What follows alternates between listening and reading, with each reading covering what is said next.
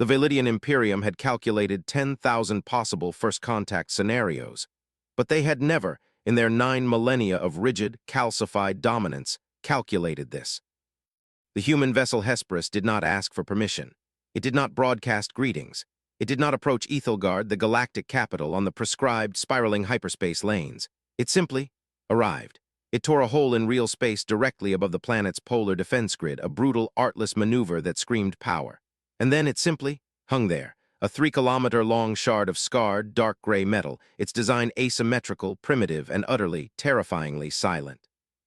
In the Hall of Confluence, High Praetor Kalen felt the thrum of the planet-wide panic net activate. His own semi-translucent, crystalline body, usually a calm, steady blue, flickered with anxious, violet-hued bioluminescence. The hall was a testament to Validian order. It was a suspended cavern of living, light-veined stone, holding 1,000 delegates from 1,000 vassal worlds. The air, usually filled with the gentle, protocol-mandated chimes of the Lumina Gardens, and the soft, susurrating whispers of diplomacy, was now dead still. "They do not respond," Kalen's adjutant hissed, its own smaller, calcified form vibrating. "All channels, all frequencies, nothing, just white noise, not static. It's structured." "Structure is a message," rumbled Grand Vexillor Thuron. Thuron was Validian Prime, a 9-foot monolith of obsidian black crystal, his body scarred from the Scourge Wars. He was the war part of the equation. "It is a message of contempt. They disable our communications by ignoring them. It is a prelude to invasion." "An invasion of 3, Kalen snapped, gesturing to a vast, shimmering hollow display.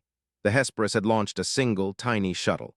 "Internal scans show 3 life forms. 3. Our purifier legions are mobilized. The Sky Shield is at full power. They are letting this shuttle through Vexillor as a courtesy, a final diplomatic chance."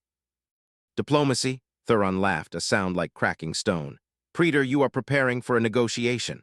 I am preparing for a pestilence. Look at their history. The Cathur skirmish, the Rylax incident, the Orion Void. Everywhere these humans touch, chaos follows. They are loud, they are violent, they are emotional, they are uncalcified, they are mud. And now this silent approach, it is a trick, a Trojan trick. They will land, they will open that shuttle, and they will unleash something. A plague, a scream, a weapon, I know it." Kalen wanted to argue, but the Vexillor's logic was sound. Humanity was chaos. The Empire had been observing them for a century, ever since they'd burst from their solitary poison system. They were a galactic problem. Their ships were ugly. Their language was chaotic. Their expansion was illogical. They were, in a word, messy. And the Validians hated mess. The shuttle, as primitive and brute force as its mothership, ignored the grand diplomatic landing bays. It descended, fiery from re-entry, and landed in the central open-air plaza outside the Hall of Confluence. A breach of protocol so profound it was, in itself, an act of war. The 1,000 delegates gasped, their collective appendages, cilia and pseudopods, recoiling as one. "Seal the hall," Kalen commanded. "Purifier phalanx forward, subdue them, take them alive if possible." Thuron smiled. It was a cold, sharp expression. "As you command, Praetor." The great light-veined doors of the hall sealed. On the hollow display they watched. A phalanx 50 purifiers moved into the plaza. The purifiers were the Validians' perfect soldiers, 7-foot-tall, chrome-plated, faceless constructs linked to a central logic engine. They were order made manifest. They surrounded the crashed shuttle. The shuttle ramp hissed and lowered. The first human walked out. She was small, fleshy, unarmored. She wore a simple dark blue fabric uniform. Her face was pale, her hair dark and pulled back. This was Ambassador Evelyn Reed. She was followed by a male, taller, scarred, with a broken nose.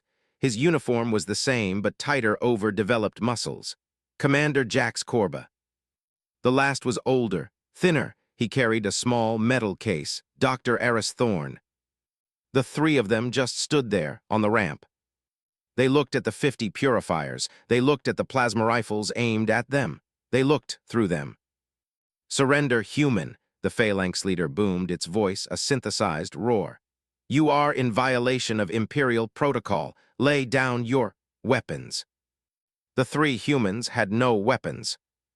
They stepped off the ramp and began to walk together toward the sealed doors of the hall.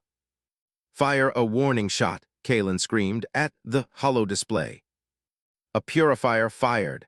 A bolt of blue plasma superheated the stone at Evelyn Reed's feet. She did not flinch. She did not break stride. This is madness," Kalen whispered. "No," Thuron said, his voice low, his obsidian body leaning forward. This is it. The weapon. Psionic control, a death field. What is it?" The humans reached the phalanx. The purifiers stood like a wall of chrome. The humans did not stop.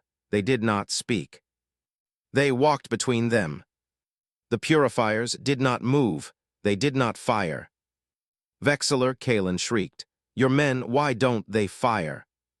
Thuron was staring at his own tactical display. They are not receiving new orders. Their logic engines are stuck in a loop. The humans are not armed. They are not hostile. They are not resisting. But they are not obeying. The parameters do not exist for this action. They are confused. The three humans walked through the entire phalanx. They reached the massive, light-veined doors of the hall. They stopped. They stood there, waiting. 1,000 delegates held their collective breaths. They want in," Kalen said, his voice a squeak. "It's a trap," Thuron roared. "They'll breach the doors and gas us." But the humans did not touch the doors. They did not scan them. They just stood, perfectly still, side by side, staring at their own reflections in the polished stone. The silence in the hall was no longer just a lack of noise. It was a physical weight, a presence, a pressure. It was the sound of the humans.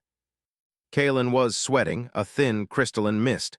I cannot take this. What do they want? Why don't they speak?" Thuron's obsidian hand was on the hilt of his energy halberd. "Open the doors. Let them in. Let them face me. I will force an answer. I will break this damned silence." Kalen looked at the Vexillor. He looked at the shimmering hollow display of the three small, fleshy, silent figures. He had prepared for war. He had expected panic. He had never, in all his calculations, prepared for a problem he could hear. "Open the doors," Kalen whispered. His voice was a surrender.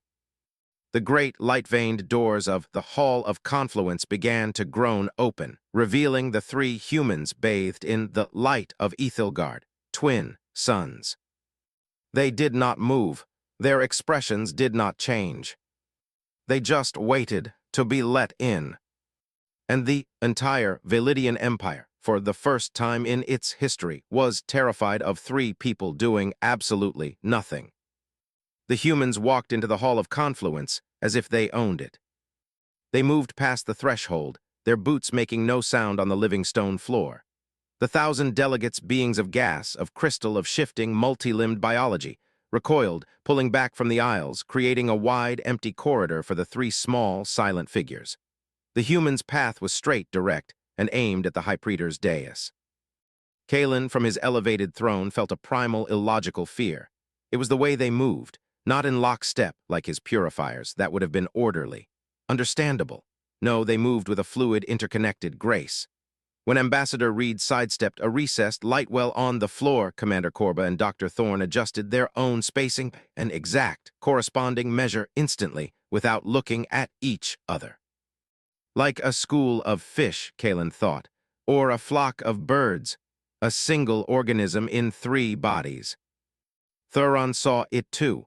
Hive mind, he hissed, his voice low, a contagion. This is worse than the scourge. They are not just linked, they are subsumed. The humans stopped, 10 paces from the dais. In the exact center of the hall, they stood in a perfect equilateral triangle, and they looked up. Their eyes, that was the worst part. They were not dead, not vacant. They were attentive, overwhelmingly so. They seemed to be looking at Kalen, at Thuron, at the K-Third delegate in the gaseous containment sphere, and at the living architecture of the hall all at once. Their gaze was not a point. It was a field. "Human," Kalen said, his voice booming with all the synthesized authority his dais could muster. He hated that he had to speak first. It was a concession. You have breached imperial law. You have violated our sovereignty. You have come to our capital in an act of war. Speak your name and your purpose. Ambassador Evelyn Reed did nothing. The silence stretched, 1 second, 10, a full minute. The air in the hall grew thin, heavy. The sound of the Validian Empire holding its breath was a low, aching moan from the ventilation systems. Kalen felt his crystalline form flush violet. He was being mocked. "Answer me," he roared. It was Thuron who moved. The Grand Vexillor descended the dais in 2 massive strides, his obsidian body a shadow of impending violence. He stopped directly in front of Reed, towering over her. "The Praetor spoke to you, flesh thing," Thuron rumbled. He raised one massive black, faceted hand. He did not strike her. He did something worse. He tapped her hard on the forehead, a gesture of profound galactic contempt. "Are you hollow? Is there no one inside?" This was the moment, the major event. It was not Reed who reacted. It was Commander Jax Korba. Korba did not shout. He did not snarl. He did not even change his expression. He moved. Thuron, for all his mass, was fast. But Thuron was an individual. He had to process Korba's movement, recognize it as a threat, and read the threat, and then send a signal to his muscles to react. It was a process that took 0.3 seconds. Korba was already inside that loop. The commander's hand shot out. He did not strike Thuron's face. He struck Thuron's wrist. His fingers, moving with impossible precision, found the microfissures in the Vexillor's crystalline armor where the energy halberd's control interface was housed. Korba's hand clamped down. There was a sound like a handful of gravel being crushed. Thuron roared a true guttural sound of pain and shock. His hand spasmed. His link to his weapon was severed. Simultaneously, as Thuron recoiled in agony, Korba's other hand slid up the Vexillor's arm and pushed. Not a strike, a calculated shove. He used Thuron's own recoiling momentum against him. The 9-foot, 1-ton Vexillor was thrown off balance. He stumbled backward, crashing into the dais, shattering a protocol pod. It had taken less than 1 second. Silence. A new kind of silence. A cold, sharp silology of pure shock. "Purifiers," Kalen screamed, scrambling away from the fallen Vexillor. "Kill THEM." The purifiers in the hall, a dozen of them, the Praetor's honor guard snapped into action. They raised their plasma rifles. And this was when the humans showed their true nature. They danced. Korba did not run. He moved to his right. At the exact same instant, Dr. Aris Thorne dropped his metal case and moved to his left. Evelyn Reed took 1 step back. The 3 of them formed a new triangle, this one wider. The purifiers fired. A volley of 12 plasma bolts converged on the space the humans had occupied a nanosecond before. The bolts passed through empty air, striking the floor, blasting a crater where they had stood. The humans hadn't dodged. To dodge, one must perceive a threat and react. This was precognition. They had moved before the purifiers had finished their targeting solutions. Thuron, on one knee, stared in disbelief. They are reading our battle network. They are in our systems. Korba moved again. He flowed toward the nearest purifier. The construct swung its rifle as a club. Korba slid under the arc, rose up inside its guard, and drove 2 stiffened fingers into the seam between its neck and torso. There was a snap of severed power conduits. The purifier's red optic flickered and died. It froze, locked in place. Meanwhile, Thorne had kicked his fallen metal case. It slid across the floor, colliding with the ankle of another purifier, causing it to stumble. Reed hadn't moved at all. She was simply standing, watching, her presence seeming to draw the fire of three more constructs, who all missed as she took a single small, calm step to the left. It was a massacre, not of the humans, but of the purifiers. In 10 seconds, all 12 honor guards were neutralized, not destroyed, but disabled, frozen, unplugged. The hall was silent again, save for the angry, pained breathing of Grand Vexillor Thuron and the high-pitched keening of Kalen's fear. The three humans reformed their triangle. Their breathing was not even labored. They were calm, present. And then Evelyn Reed spoke. Her mouth opened, and a sound came out. It was not a scream. It was not a word. It was a voice, but it was wrong. It was layered. It sounded like Evelyn Reed, but underneath it, 1,000 other voices were whispering in unison. 1,000,000, 1,000,000,000. It was the sound of a choir singing a single note. It was the sound of humanity's collective consciousness speaking through a single fleshy conduit. We. The word hit the hall like a physical blow. The living stone thrummed with it. The delegates cried out, shielding their auditory organs. Or. Kalen clutched his crystalline head. The sound was a pressure, a violation. It was the antithesis of Validian protocol. It was one thing pretending to be many. It was the scourge. It was the void. Here, the three words hung in the air, an indictment, a judgment, a fact. Thuron staggered to his feet, his obsidian face a mask of pure, unadulterated hatred. His hand was crushed, his honor shattered. It is a hive mind. He roared, his own voice singular and full of rage, a stark contrast to Reed, awful harmony, a plague of the mind. He slammed his good hand onto his comlink. Purifier legions, all of them, to the hall seal the city, seize that void-damned ship. We are at war. Dr. Aris Thorne, the oldest, thinnest human, bent down and picked up his metal case. He looked up, his eyes seeming to find Kalen's own. His face was impassive, but his eyes, Kalen could have sworn they looked sad. Reed, layered, terrifying voice spoke again, its power undiminished, its message a chilling prophecy.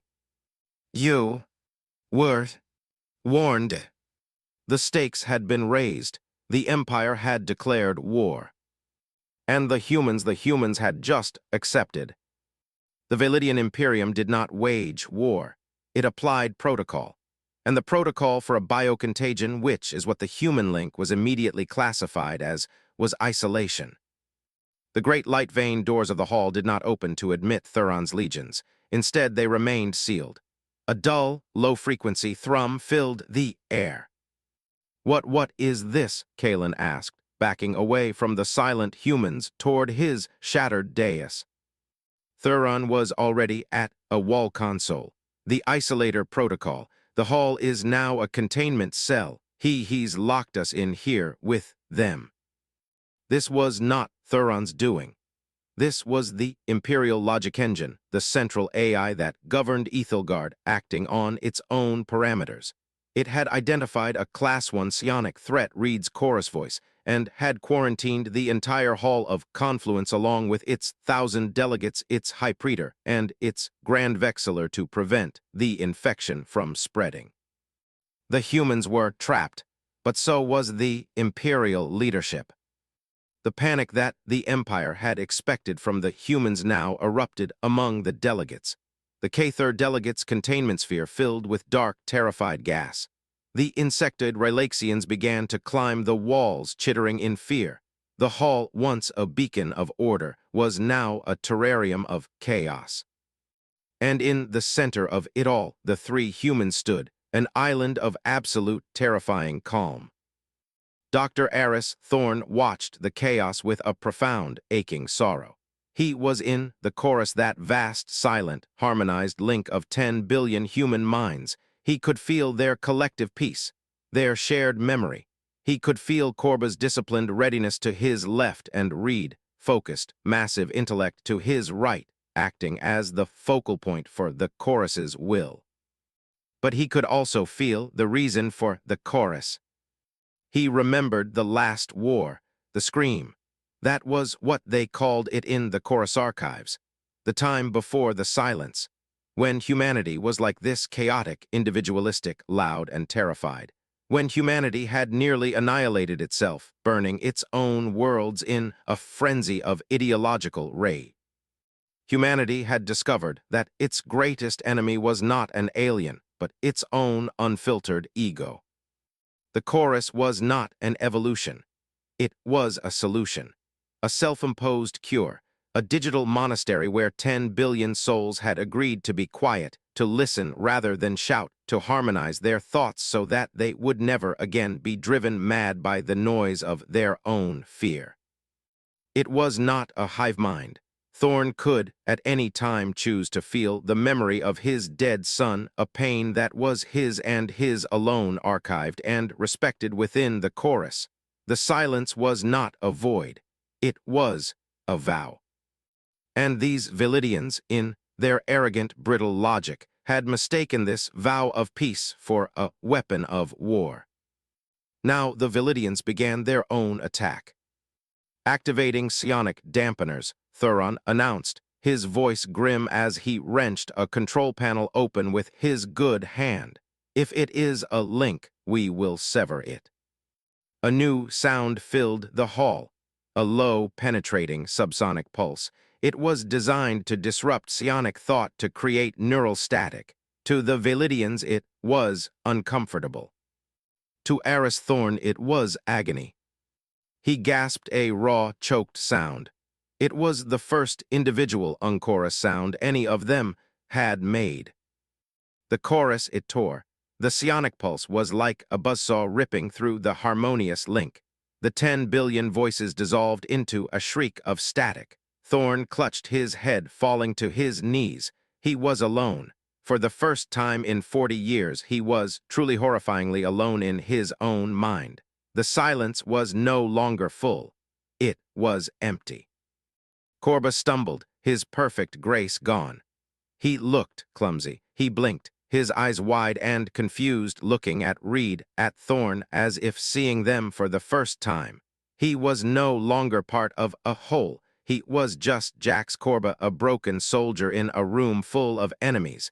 He felt the old rage, the old scream welling up in his chest. Only Evelyn Reed remained standing, though her body was rigid, trembling with the effort. She was the focal point. The full brunt of the dampener was focused on her. She was in a cage of psychic noise. "It's working," Kalen said, a wild, gleeful flicker of blue light in his crystalline form. They're individuals." Thuron stalked forward, his broken hand held to his chest. He smiled, a truly terrible expression on his obsidian face. He kicked Thorn in the ribs, sending the old man skidding across the floor. "Not so silent now, are you, old man?" Thuron rumbled. Korba roared a raw, animal sound of rage and launched himself at the Vexillor. It was not a dance, it was a brawl. Korba, fueled by the hot, chaotic individual fury of the scream, slammed into Thuron. But Thuron was a one-ton Velidian prime. He caught Korba by the throat with his good hand and lifted him off the ground. "Your fast, flesh thing," Thuron choked out, squeezing. "But without your hive magic, you are just meat." Korba gagged, his legs kicking, his hands clawing uselessly at the obsidian wrist. "Stop." The voice was a shriek, thin, raw, singular. It was Evelyn Reed. She was on her knees, her face streaked with tears and sweat. The chorus was gone. She was just Evelyn, and she was terrified. Thuron paused, looking at her. He loved this. This was the panic. This was the chaos. This, he understood. "Ah," he said, dropping Korba, who fell in heap, gasping. "The real human. There you are. I was wondering when the animal would finally show its face, so you can feel fear." This is a mistake, please, Reed wept, her voice hitching. She was no longer an ambassador. She was a hostage. Yes, it is a mistake, Thuron agreed. He gestured to the hollow display, which now showed his legions surrounding the Hesperus and bombarding it with containment fields. One you will pay for. We will cure your species, Ambassador. We will rip this chorus from your minds one by one, even if it means burning every last one of you down to the scream. He had won. The humans were broken, beaten. The silence was a lie, a thin veneer over the same old chaos. To prove his point, he activated another console, and now a demonstration of your true nature. A containment field in the corner of the hall, one that had been hidden, flickered to life. Inside it was another human.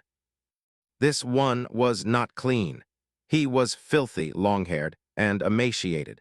He wore only rags. He was a survivor from a scout ship, the Icarus, which the Validians had shot down a year ago. A human captured before the chorus had fully formed. A human still living in the scream. His name was Elias, and when he saw Reed, Thorn, and Corba, he did not see saviors. He saw them, the silent ones, the devils. Stay away, get out of my head, Elias screamed, throwing himself against the containment field. I won't join you. I won't be silent. Thuron smiled, his obsidian face a picture of triumph. He looked at Reed. This is your truth, human, the scream. He raised his good hand and pointed at Elias. A purifier, one of the disabled ones, suddenly reactivated a direct command from Thuron. It raised its rifle and aimed it at the savage human. Now, Ambassador, Thuron whispered, savoring the moment. React, show me the panic, show me the war, beg for his life. Evelyn Reed looked at the terrified, screaming Elias. She looked at the fallen, gasping Corba. She looked at the injured, groaning Thorn. She was disconnected. She was alone. She was just one person. The purifier's rifle began to whine, charging its lethal shot. Elias screamed. It was a raw, wet, hopeless sound. No, no, no, please, I'm not one of them, I'm human. He hammered his bloody fists against the containment field, his eyes locked on Thuron, then on the impassive, reactivated purifier. Thuron savored it. This is purity, Ambassador, he said to Reed. The mud returning to dirt. You see, your silence is unnatural. This chaos, this scream, is your natural state. And I am simply returning him to it. The purifier's rifle reached full charge. Kalen, the High Praetor, was horrified. Vexillor, stop. This is not protocol. This is murder. It is disinfection, Thuron snarled, and it is my authority now. Fire. The command was given. The purifier's trigger mechanism clicked. Evelyn Reed was on her knees. The psionic dampener was an iron helmet of noise in her skull, isolating her, pinning her to her own singular, terrified consciousness. She could feel her heart hammering. She could smell the ozone from the purifier's rifle. She was just one person. And she made a choice. She knew what she had to do. The chorus, it was still there on the Hesperus, beating against the containment field, trying to get back to them. But it couldn't breach the psionic dampener, not from the outside. She had to open the door from the inside. To do that, she couldn't be a shield. She couldn't be passive. She had to be a beacon, a shout. She had to embrace the scream. Just as the plasma bolt formed, Evelyn Reed threw her head back. She did not just scream. She unleashed every scrap of her own individual, repressed, archived pain, the memory of her sister lost in the last war, the agony of the disconnection, the primal human fury at the injustice before. She focused it into a single psychic spike of pure will. No, it was not a word. It was a force, a sound that was also a thought. The psionic dampener, designed to block a harmonious collective signal, was not prepared for a singular, chaotic, focused psionic attack. Reed's psychic scream hit the dampener's frequency and shattered it. The low-frequency pulse in the hall died. The effect was instantaneous and catastrophic. In the agonizing, sudden new silence, three things happened at once. 1. The purifier shot fired. But Korba, no longer choking, no longer just Jax, felt the chorus slam back into his mind. His connection was restored. He moved. He was on the floor 10 feet away, but he grabbed the unconscious body of a purifier he had disabled and hurled it with chorus-fueled strength. The dead construct flew through the air, intersecting the plasma bolt mid-flight. The bolt detonated harmlessly against the chrome body, splattering molten metal everywhere. Elias was safe. To Dr. Aris, Thorn gasped. The chorus flooded back into him, a wave of 10 billion souls soothing his bruised ribs, his aching mind. He felt the shared shock of the collective as they processed what Reed had done. She had weaponized her individuality. She had used the scream to save the silence. A paradox. A new, terrifying, beautiful thought. 3. Thuron stumbled. His moment of triumph was gone. The humans were back. They were rising to their feet, moving as one again. Reed was on her feet, her face pale, a trickle of blood from her nose, but she was silent again. Her eyes were no longer the eyes of a terrified woman. They were the gaze-sold PNG of a billion-souled entity, and it was focused on him. This is impossible, Kalen whispered, staring at the ruined, psionic welcome PNG dampener. She broke it. A flesh mind broke a Class 9 dampener. It wasn't a hive mind. Thuron breathed, the horrific realization dawning on him. He was a warrior. He understood strength, and he had just witnessed something he could not comprehend. It's a choice. They choose the link. Evelyn Reed raised her hand. The layered chorus voice returned, but it was different. It wasn't just a harmony. Underneath it, Kalen could now hear a new note, a trace of Evelyn, singular, screaming voice, a note of fury. You do not understand. The chorus is not a weapon. It is our shield. A shield against what? Kalen found himself asking, his fear momentarily overtaken by a desperate need to know. Against ourselves. And then Dr. Thorn, now on his feet, spoke.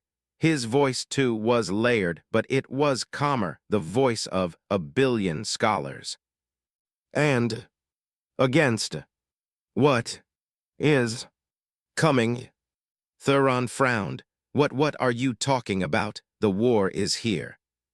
Thorn looked at him, and for the first time the humans projected an emotion other than calm. It was pity. This is not war. This is an interruption. And as if cued by that word, the entire hall of confluence shook. A new alarm blared, one that Kalen had only heard in simulations, a Prime Directive 0 alarm. The sound of a civilization-ending threat. The great hollow display in the center of the hall flickered, the image of the Hesperus disappearing, replaced by a planet-wide tactical map. Ethelgard was shown in calm, Validian blue. And at the edge of the system, a new color appeared. A spreading stain of red. It was not a fleet. It was a signal, a psionic scream, the real scream. The scourge, Kalen whispered, his crystalline form going so pale it became transparent. He collapsed onto his dais. Thuron looked at the map, his face a mask of pure horror. He looked at the psionic dampener that Evelyn Reed had shattered. The dampener, it wasn't just for them, Thuron realized out loud. It was part of the planetary containment field asterisk, the one holding back the scourge signal. He looked at the humans. He had done this. In his arrogant attempt to break the humans to force their S-scream, he had weakened the Validian Empire's own defenses. He had opened the door. Elias the savage human was crouched in his now deactivated cell, whimpering, holding his head. It's so loud, make it stop. The red thought was coming. A psionic plague that fed on chaos, on fear, on the scream, the very thing the Validian Empire was built to contain. And now the entire capital, every purifier, every delegate, every mind on Ethelgard, was about to be hit by a psychic tidal wave of madness. Thuron looked at the three humans. They were not panicked. They were not afraid. They were braced. They had reformed their triangle. They had been waiting for this, not for the Validians, for this. You, Reed's voice cut through the rising alarm, have released the void. Now, stand behind the silence. The scourge did not attack Ethelgard, it infected it. It came first as a feeling, a wave of irrational primal dread broadcast on a psionic frequency that Thuron had just unlocked.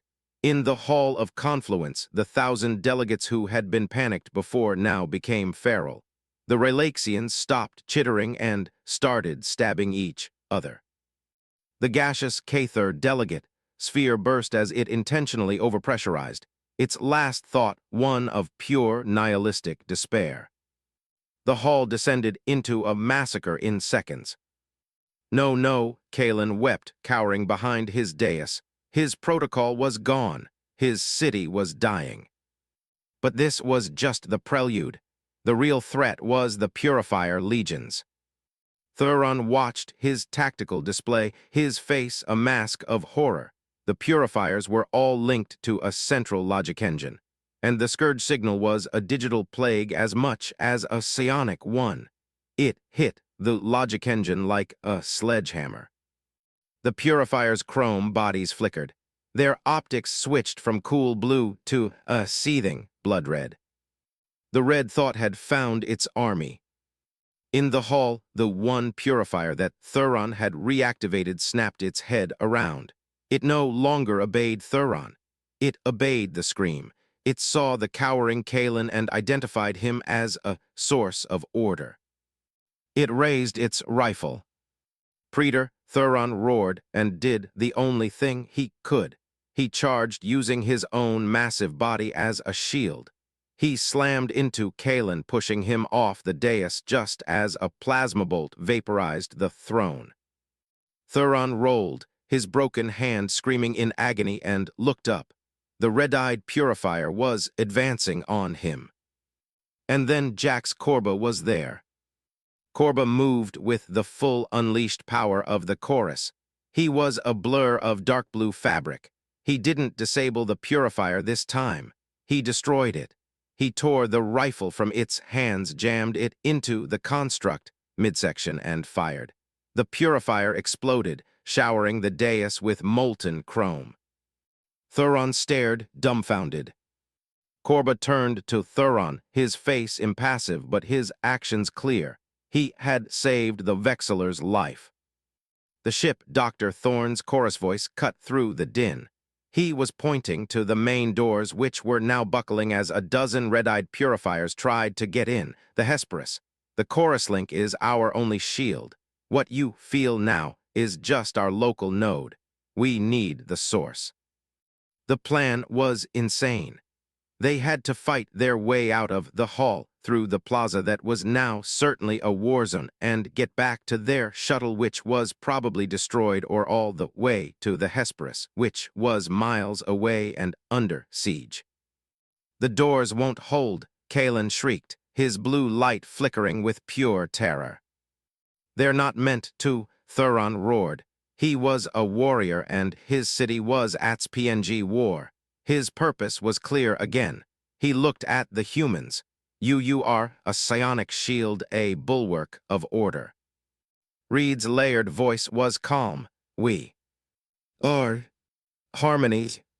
The scourge is Discord. We are its antithesis. Then prove it, Thuron shouted. He ran to the dais to his fallen energy halberd. He picked it up with his good hand. He looked at the human who had been screaming in the cage, Elias. Elias was crouched, rocking back and forth, his mind shattering under the psionic assault of the Scourge. He was screaming. He was a beacon for the red thought. Reed looked at Elias. The chorus debated for a nanosecond. He is a liability. He will draw them. And Evelyn's own newly weaponized individual voice rose up within the chorus. He is human. He is ours. We do not leave him. Reed walked toward Elias. The red thought was swirling around him, trying to possess him. Reed pushed it aside.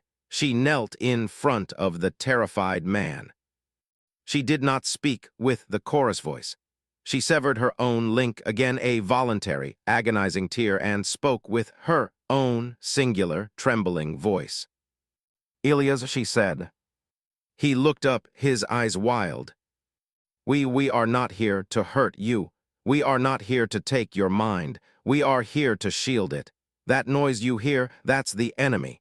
Our silence, it's a shelter. Please, let us in. She held out her hand. Elias looked at her hand. He looked at the chaos of the hall. He looked at the red-eyed purifiers now bursting through the doors. He made his choice. He took her hand. The moment he did, Reed gasped, as she pulled him into the chorus. His mind, raw and screaming, was suddenly enveloped by 10 billion other minds. They did not silence his scream. They harmonized with it. They absorbed its pain. Elias' eyes rolled back and then cleared. He looked at Reed, and for the first time he saw her. He saw the silence, and he understood. He cried, but they were tears of relief. He was no longer alone. Together, Thuron roared. He was a Vexillor again.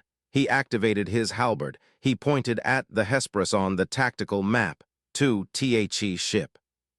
The climax was a desperate running battle. The five of them, Reed, Korba, Thorn, and now the newly inducted Kalmide Elias, moved as one. They were the chorus. And with them ran Kalen and Thuron, two beings of pure protocol now clinging to the only source of order left in their world. Korba and Thuron fought back-to-back. The chorus-enhanced human and the one-handed Validian giant. It was a dance of pure impossible violence. Thuron was the strength, his halberd cleaving red-eyed purifiers in two. Korba was the speed, a blur of motion disabling, disarming, and destroying, his movements perfectly in sync with Thuron, anticipating every attack. Thorn and Elias carried the wounded Kalen, who had taken a shrapnel wound. Reed was the point. She was the shield. She walked ahead, her hand outstretched, and the chorus flowed out of her. The red thought recoiled. The silence of the chorus was anathema to it. It was a wall of pure, harmonized order. The Scourge's chaos could find no purchase, no fear, no ego to latch onto. They reached the plaza. It was a war zone. The Hesperus was there, its ramp down, but it was surrounded by an entire legion of red-eyed purifiers. And at their head was a new creature. A purifier prime, a 10-meter-tall war machine now corrupted, its optics burning red. It was the Scourge's new general. It raised its cannon. It was aimed at the Hesperus. "We're not going to make it," Kalen cried. Korba, Elias, Thorn, get her to the ship, Thuron roared. He let go of protocol. He let go of fear. He looked at the Purifier Prime, his own creation, now his ultimate enemy. Ethelgard endures. He screamed, his own voice, a singular, glorious shout of defiance. And the last Grand Vexillor of the Validian Empire charged the 10-meter war machine, his energy halberd blazing, a one-handed obsidian god buying his new, silent allies a few precious seconds. Thuron's charge was a suicide run, and he knew it. It was illogical, emotional, and utterly, magnificently human. He was the scream, but he was aiming it at the scourge. The Purifier Prime swatted him aside like a toy, sending him crashing into a fountain, his obsidian body shattering. But his sacrifice worked. It drew the Prime's attention for the 3 seconds the humans needed. Korba, Thorn, and Elias half-dragged, half-carried Reed and the wounded Kalen up the ramp of the Hesperus. The moment Reed's foot touched the deck plate, the ship came alive. She was no longer a node. She was the conductor. She slammed her hand onto the central console. And the chorus was unleashed. It wasn't a voice in the hall anymore. It was a broadcast, a wave of pure, harmonized silence that erupted from the Hesperus like a nova. It was the collective, focused will of 10 billion human souls not attacking, not fighting, but being. It was a shout of peace so loud it drowned out the scream of war. The Red thought of the Scourge had never encountered anything like it. It fed on chaos, on fear, on ego. The chorus offered it none. It was a wall of serenity, a psionic void into which the Scourge's rage simply disappeared. In the plaza, the effect was instantaneous. The red-eyed purifiers froze. Their link to the Scourge was severed. The louder, quieter signal of the chorus had overridden it. Their optics flickered from red to blue. They were free. They lowered their weapons, logic reasserting itself, and began to assess the damage. The Purifier Prime staggered. The Red thought was expelled from its chassis. It looked at the Hesperus, at its own legions, and powered down, its task no longer logical. Across Ethelgard, a billion Validian minds, teetering on the brink of feral madness, were suddenly bathed in an ocean of calm. It was not a human thought. It was just silence, a shelter from the storm. The panic ended. The war stopped. The Scourge, its voice drowned, its army disarmed, its food source made inert, retreated. The Red thought fled the Ethelgard system, screaming in silence. The humans had not fired a single shot. But they had won the war. 1 day later, the Hall of Confluence was a wreck, but it was not a tomb. It was a triage center. The Validians were different. They moved with a new slowness, a new quiet. They were shaken, broken, but alive. High Praetor Kalen, his crystalline form cracked and bandaged, stood on his broken dais. He was the sole surviving leader of the Imperium. Thuron was dead, a hero. Before him stood the 5 humans, Reed, Korba, Thorn, Elias. And in the fountain where he had fallen, the Validians were building a monument to Thuron. You are not leaving," Kalen said. It was not a question. It was a statement of fact. Reed's voice was no longer the full chorus. She had learned it was her own singular voice, but the presence of the chorus was behind it like a shadow. It was respectful. "The Scourge is not gone, High Praetor," she said, her voice warm, human. "It's fled. It will return. It is the enemy of all sentient life, loud or silent." Kalen looked at the humans. He looked at Elias, who now stood with them, his face calm, his eyes clear. The savage had found his shelter. "You knew, didn't you?" Kalen whispered. "You knew it was out here. Your silence, it wasn't just for your own scream. It was a defense against the scream." Dr. Thorne stepped forward. "We are a species that nearly destroyed itself with noise, Praetor. We learned the hard way that fear and rage are a plague. We built our shelter to survive ourselves. We came here to see if the galaxy was ready to listen to the silence. We did not realize you were already at war with the source of the noise." Kalen looked at the thousands of Validians in the plaza beyond the shattered doors. They were watching, waiting. They were listening. "The Validian Imperium. It is broken," Kalen said, his voice full of a new, brittle emotion. Grief. "No," Reed said, stepping forward. She held out her hand just as she had to Elia's. It's not broken.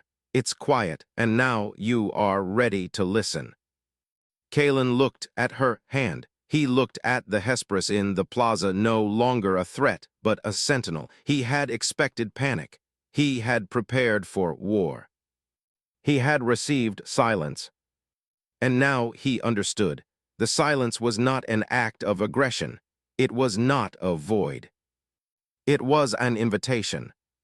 He reached out his own cracked crystalline hand, and in an act that shattered 1,000 years of protocol, he took hers. He did not join the chorus, but for the first time in his life, he felt it. He felt the peace. And the galaxy was never the same.